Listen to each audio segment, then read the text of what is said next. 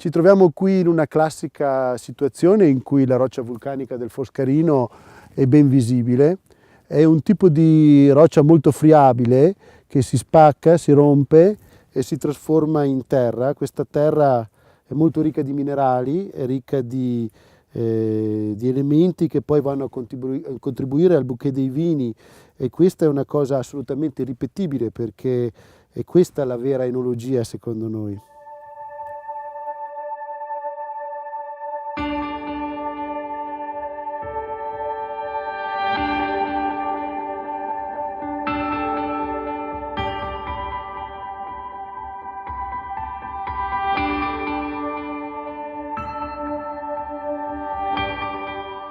Si è cominciato col Sauvignon, si è cominciato con il Vulcaia, che è stato proprio il nostro cavallo di battaglia. Avevo intuito che all'epoca fare un vino completamente diverso, un Sauvignon che a me piaceva molto. Mio padre aveva avuto l'idea di piantare alcuni appezzamenti di Sauvignon sul Monte Foscarino con un'attitudine assolutamente contraria a quella che era la percezione generale, che un vino così non sarebbe mai potuto funzionare. Pensate che uno dei maggiori amici disse 6 mesi e dovete levare quelle vigne. In realtà è stato un successo, perché poi io ho pensato ad un marchio, appunto Vulcaia, e il fatto che questo sarebbe stato l'unico Sauvignon sul terreno vulcanico del Soave classico, e avevamo capito che con tutta probabilità avremmo avuto degli ottimi risultati, perché caratteristiche del territorio, la mineralità, il tufo, la lava, ad un vitigno come il Sauvignon non potevano che fare bene.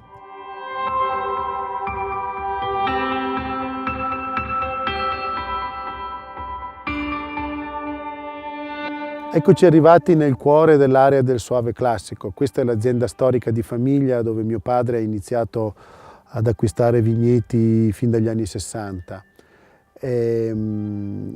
L'area è un'area eccezionale, è l'unica area completamente vulcanica del nord Italia, e quindi è la latitudine più alta, quindi il clima è un clima diverso da quello delle aree meridionali. Ha degli inverni freddi, ha una buona inversione termica, ed abbiamo una terra che è 100% vulcanica, quindi basalto lavica nera, scura.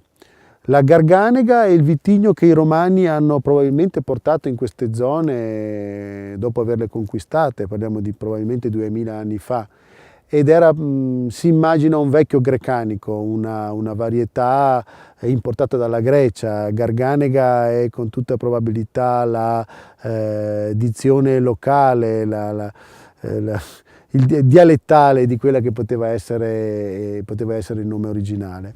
Pertanto dire che la Garganega è adattata a questo territorio è dire poco. Sicuramente sono più di 1000 anni, probabilmente 2000 anni che la Garganega è qui e ha trovato un'area assolutamente perfetta per questo tipo di varietà. Quindi le caratteristiche del Soave, floreale, minerale, si esprimono in queste zone da sempre, e non a caso questo è diventato un grande vino classico italiano e devo dire in epoca non recente era l'unico vino bianco importante prodotto nel Veneto nella storia. Quindi qui veramente ci troviamo su di un pezzo di storia del vino italiano, ed oggi possiamo dire che questa azienda è quella che è proprio incastrata nel centro della zona del Soave classico, il Monte Foscarino, e da questo punto partono tutti i vigneti della nostra azienda,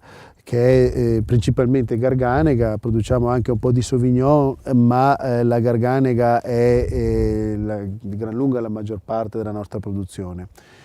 I vigneti hanno più di 30 anni, sono delle pergole che noi abbiamo voluto restaurare negli anni, a partire adesso dagli anni 90, e abbiamo ottenuto oggi dei vigneti con un'età media decisamente elevata, e questo ci porta a produrre dei vini chiaramente complessi, lunghi, multidimensionali, che sono quelli che danno la possibilità a chi beve di avere delle emozioni. I 3 vini sono il Vin Soave, i vigneti di Foscarino, che è la selezione delle vigne più vecchie, e il vigneto Dulot, che è un vigneto singolo che abbiamo introdotto a metà degli anni 90.